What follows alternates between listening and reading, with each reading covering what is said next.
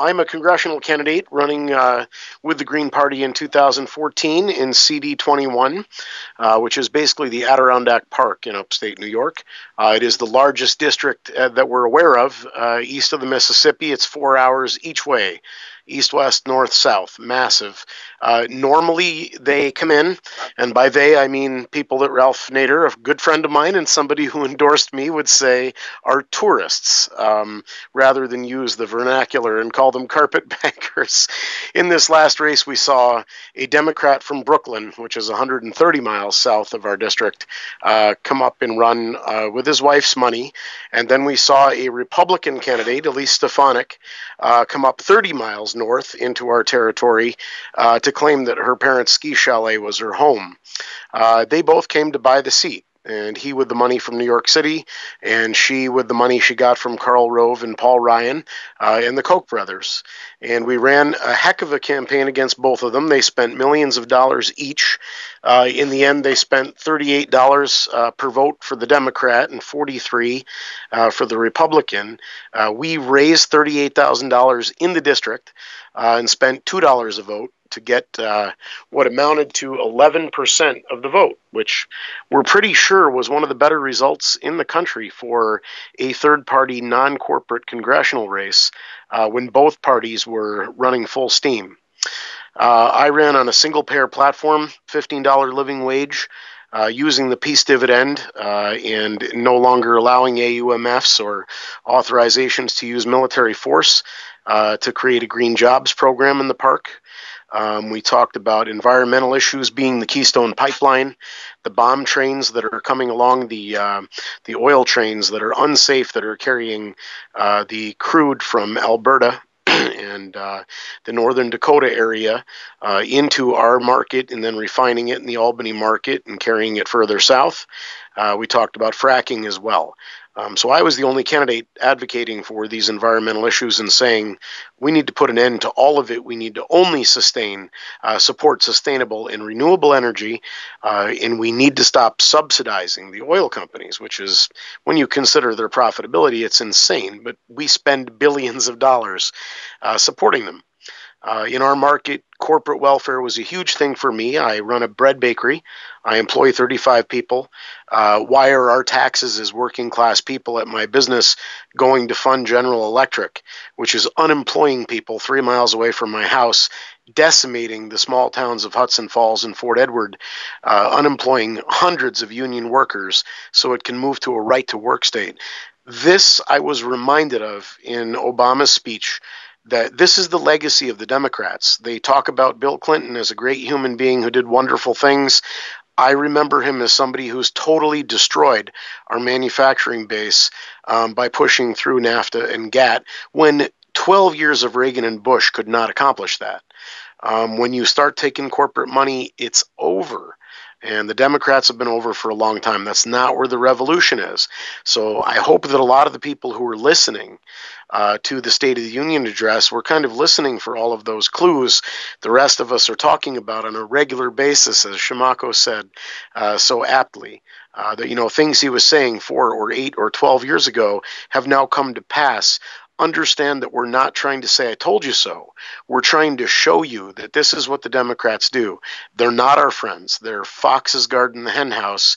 The Republicans at least have the courtesy to be honest when they want to do something evil and terrible to the working and middle classes. And we have to start taking our cues from that and not ever supporting the Democratic mantra and agenda. As a last note, because I know we are pressed for time, the ACA was a huge thing for me. I've been a single-payer advocate all of my time as a business person. I spent some of my growing years in Canada, and I know what single-payer is, and it's much, much better health care at a much, much cheaper price per person than what's being spent in the United States. In the United States, we're spending over $6,000 per person, as Steph Woolhandler discovered in 98, I believe, in her Harvard study, and then in the update in 2006. And of course, Margaret Flowers could tell us more specifically. But bottom line is this: if we're spending $6,000 per person that's being printed out of the mint and run through the Federal Reserve and given out to the healthcare industry, and the health insurance and big pharma lobbies, and Canada can afford to give their citizens better, free health care for $3,800 apiece. Why do we not want to save $2,200? And these issues, as leftist, as progressive, as socialist as they might be considered, had enough of an impact in the congressional race that I got just shy of 11% of the vote. It's the only time I've ever run for office. I'm intending to do it again this year, and I'm really, really excited about the live stream. I wish that I was more apt with my technology.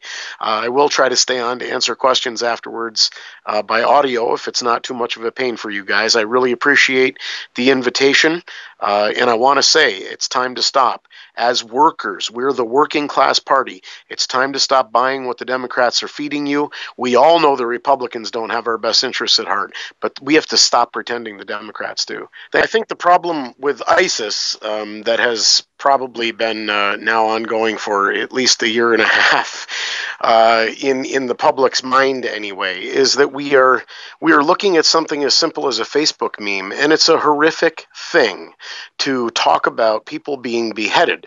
It is a terrific and terrible thing for us to see on the mainstream news videos of people begging for their lives.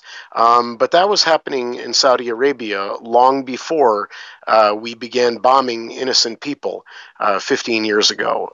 We are talking about people who live in a different culture than we do, and we're talking about a culture that has been manipulated not only by Western money and by Western economics and by our desire to control the globe's population and economy, but we are also talking about people that we have armed directly and indirectly for decades. We are the largest arms dealer on the face of the earth. How many people have been killed in the United States by terrorists who are not white, Christian, and male? And, you know, the Facebook meme is simple. It's less than 50 people. In the same period of time, we have seen more than 50 people killed by bee stings. Why are we then deciding how much money we are going to spend on our military budget, and $4.6 trillion seems like a good idea on the one problem, but how much are we spending on bee stings? It's not only a misallocation of resource that, if you really just think about it mathematically, is insane. It also is not the same number as 18,000, which is the number of Americans who have demonstrably died every single year since we illegally invaded Iraq and Afghanistan because they lack access to health care, which we're already paying for, which we're being deprived of. People don't understand that these are real numbers. And when you run for Congress as a Green, or for Senate, or even for town supervisor or dog catcher, or coroner for that matter, you can bring these issues to light. We all have issues with health insurance. We all have issues with a living wage, or we have a son or a daughter or a granddaughter or a grandson or a neighbor who does. All of these green issues impact everyone. And one of my favorite moments during the congressional campaign that demonstrated this so clearly to me, that issues are not Republican and Democrat, and they're not green and libertarian, and they're not independent or socialist or communist. What they are is human. We have issues that we as human beings living in the United States all share in common with each other.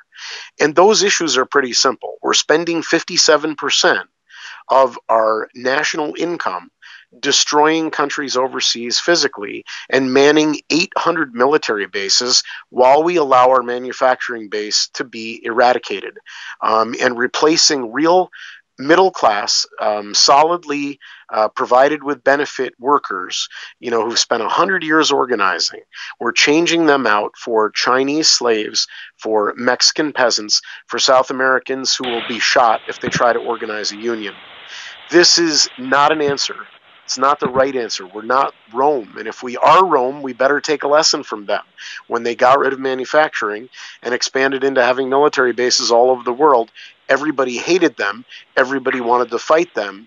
And their power receded to the point where they were no longer the empire. They couldn't hold on to it through violence. We aren't going to be able to either. So we all need to get on board. Read PNAC, Project for a New American Century. Understand that this has been in the works since Vietnam.